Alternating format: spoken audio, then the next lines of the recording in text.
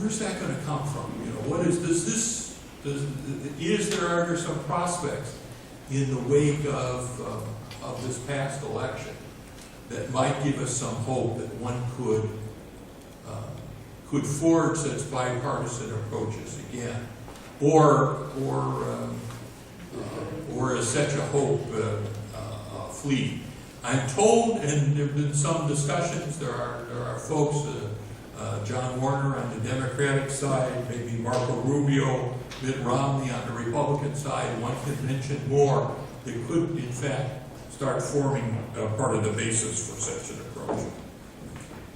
If we do succeed in getting such an agreement, who would monitor the agreement?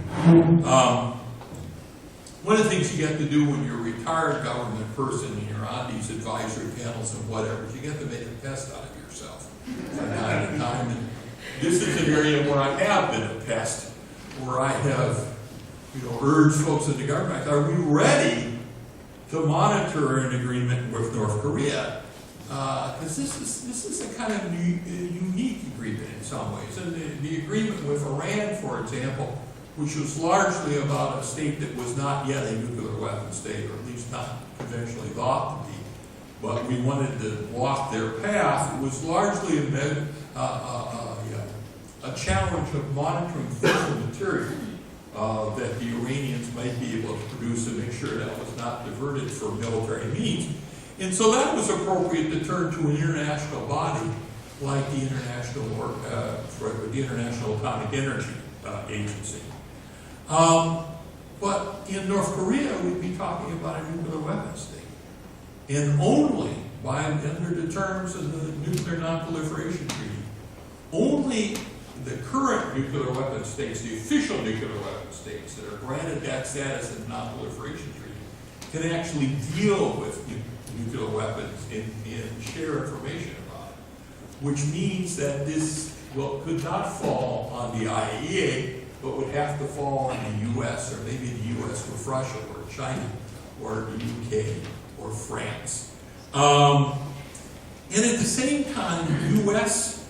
monitoring resources and organizational structures have atrophied or been redirected.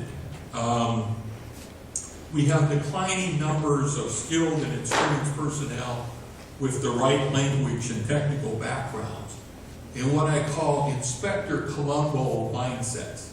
Now, this is another step back to the past, like the Rubik's Cube. I don't know how many of you remember the old Inspector Columbo series on TV, and he's just the sort of person you wanted to have as an arms control inspector. There would always be a scene in every episode. Columbo was kind of a yummy sort of guy, and then looked terribly bright, and it's all good arms control negotiators are. But there would always be, he'd be going out of the room, and he'd say, there's just one more thing. Or when I explained this to Mrs. Columbo tonight, she's going to ask, what's that box over in the corner there that seemed a little warm when I walked in the room? Why is this vehicle out here that looks like it's a support vehicle for nuclear weapons in an area where you say there aren't any nuclear weapons? It's that sort of mindset. I got to say, I'm delighted that in the audience today is another great friend of Hiram, Joe Pritchard. And Joe spoke at Hiram a couple of years ago. He is one of the consummate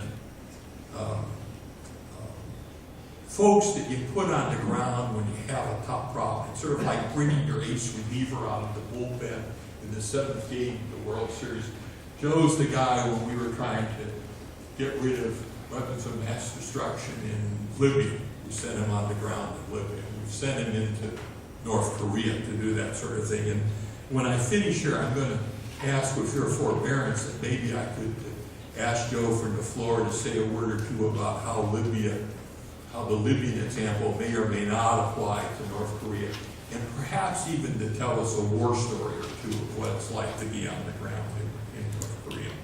But before I do that, I just want to end with a couple other quick points.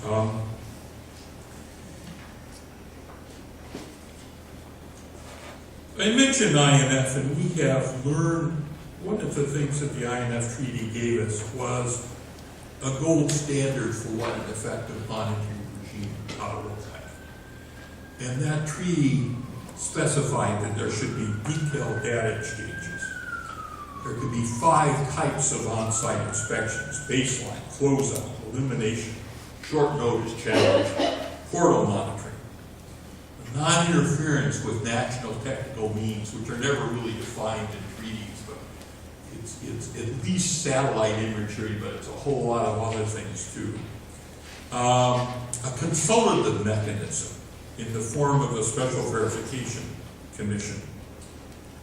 And then outside the treaty, but spurred by it, were the establishment of robust organizations of monitoring experts skilled in the relevant technologies, in languages and investigative techniques. That we established the on-site inspection agency. It's now part of the Defense Threat Reduction Agency. We established the position of the treaty monitoring manager, which is part of the DIC.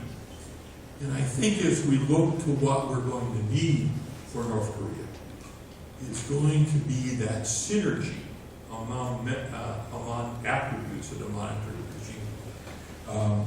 A data declaration on the part of the North Koreans to provide a baseline for normalcy in the functional equivalent of an income tax return. How many nuclear weapons did I produce? Where are they? What happened to them? And these declarations then become a roadmap to the places that you might want to inspect, or that should be subject to greater monitoring. The Russians used to refer to such declarations as establishing the objects of verification. And then you would have routine inspections and cooperative measures with national technical means to be able to visit those locations where activities might be conducted easily that could be illicit. And challenge inspections to sort of hit other areas in which suspicions might arise, not as accusations in themselves, but as something as a matter of routine. Gee, I'd like to visit over here to see if there's something going on that might be related to nuclear weapons. The use of national technical means. And particularly national technical and national intelligence means that when one calls for an inspection, that's a forcing event. You want to be able to watch the back door of those facilities and see if something's moving out in advance of the inspection team arising. So these are the sorts of things that I think we would look for, or should look for, in an agreement with North Korea. So let me end just on 2 points, civics lessons, as you will, that I think are action items in some ways for this audience. To highlight how all of you in this room can relate to addressing the challenges of implementing an agreement with North Korea and other arms control and non-proliferation agreements. The first point, the first civics lesson, arises from the definition of 2 terms that I've used from time to time in my remarks. One is the word monitoring, and the other is the word verification.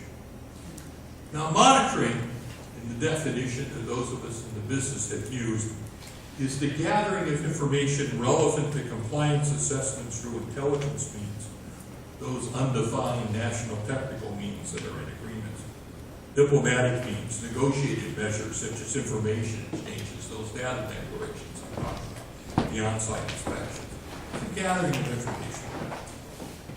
That feeds into a process that's called verification. And verification is the process of reaching policy judgments about the extent and significance of compliance in the determination of how to resolve ambiguities or evidence of noncompliance. As Freddie Clay wrote many years ago in one of the classic articles from Foreign Affairs, after detection, what do you do? This is not a process that political process, that policy process, is not just in the purview of experts in monitoring. It is a process that is influenced by politics itself, by the views of an informed electorate. It's why you can have monitoring agencies in the case of the Iranian agreement. For example, the International Atomic Energy Agency say that Iran was fully in compliance with the letter of the agreement, but yet the President of the United States can say, I'm going to withdraw from this agreement because within the broader context of U.S. relations with Iran, U.S. relations with the Middle East, we are going to take a different course. These policy judgments are part of a political process that informed citizens can participate in through their votes, through their advocacy, through their concerns, through their interest in attending a seminar like this. And the second civics lesson relates to how the Hiram community is relevant to this policy process. They've heard me say in some prior gatherings that negotiation and implementation issues that we have discussed here and discussed in other seminars are inherently cross-disciplinary. They cut across the full range of a liberal arts education, a liberal arts approach. And so this is why Hiram, through the Garfield Institute, for other programs, has sponsored seminars and speakers and policy simulations to illuminate these issues. And I thank again the support of many of you for those programs. I hope our friend Nolan is doing better. Yeah, just to announce, he wasn't feeling very well. He's feeling dizzy, and so I don't know what the latest is on that. I think Kathy's out there with him and looking after him. Just kept the Garfield program going for 10 years. I'm sure he's. This can happen to the best of us. That's right. These things. I hope he's doing fine. Let me, before I turn to what